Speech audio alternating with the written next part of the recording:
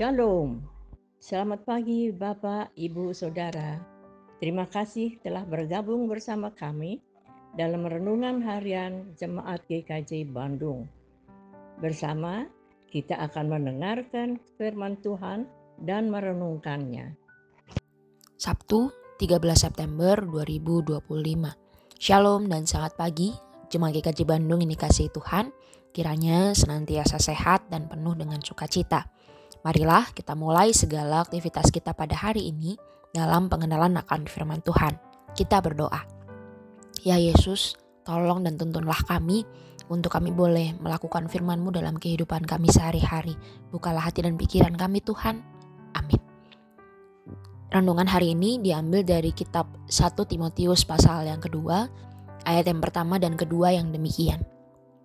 Karena itu, pertama-tama aku menasehatkan, naikkanlah permohonan, doa syafaat, dan ucapan syukur untuk semua orang, untuk raja-raja dan semua pembesar, agar kita dapat hidup tenang dan tentram dalam segala kesalehan dan kehormatan. Renungan hari ini diberi judul mendoakan pemimpin negeri. Jemaat yang dikasihi Tuhan, sering kita menemukan orang Kristen yang merasa kecewa bahkan apatis terhadap pemimpin. Mereka berpikir, mengapa kita harus mendoakan pemimpin yang korup?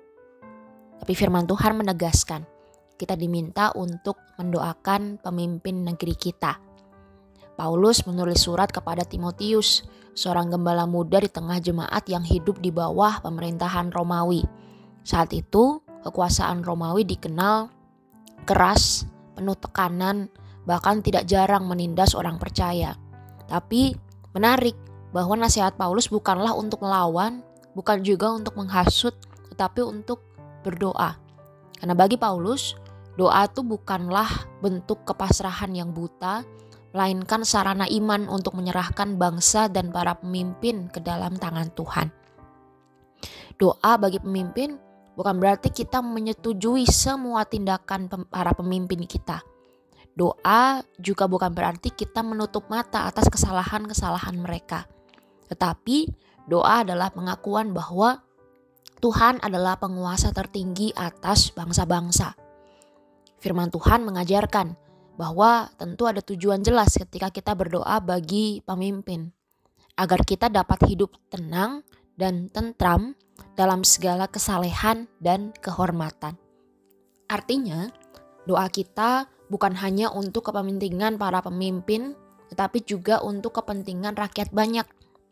Kita berdoa supaya melalui kebijakan yang baik, rakyat dapat hidup damai, dapat beribadah dengan bebas, dan kita bisa membangun kehidupan yang sejahtera. Mendoakan para pemimpin juga berarti kita belajar untuk rendah hati. Kita mengakui bahwa para pemimpin, betapapun hebatnya, hanyalah manusia. Mereka bisa salah, bisa lemah, bisa goyah. Sama seperti kita, mereka juga membutuhkan doa. Seringkali, pemimpin mengambil keputusan besar yang mempengaruhi hidup jutaan orang, dan tekanan itu tidaklah mudah. Ketika kita mendoakan mereka, kita sedang menjadi sahabat bagi bangsa kita. Doa kita baiknya tidak hanya berhenti pada ruang pribadi, tapi doa itu juga mendorong kita untuk hidup sebagai warga negara yang jujur, taat, peduli, dan ikut membangun masyarakat. Dan dengan demikian, doa kita tidak hanya menjadi sebuah kata-kata, tetapi juga diwujudkan dalam sikap hidup yang mencerminkan kasih Kristus. Mari kita bertanya, sudahkah kita mendoakan pemimpin negeri kita hari ini?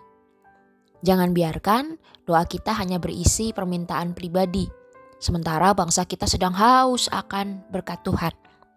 Kiranya doa umat Tuhan menjadi tiang penopang bangsa ini, sehingga dalam segala keadaan kita tetap percaya bahwa Tuhanlah yang berdaulat atas negeri ini. Mari kita berdoa. Tuhan, kami berdoa untuk bangsa kami. Berkati para pemimpin negeri ini agar mereka punya hati yang takut akan Tuhan. Tuntunlah mereka agar hidup dalam damai, adil, dan kebenaran. Terima kasih ya Tuhan. Amin.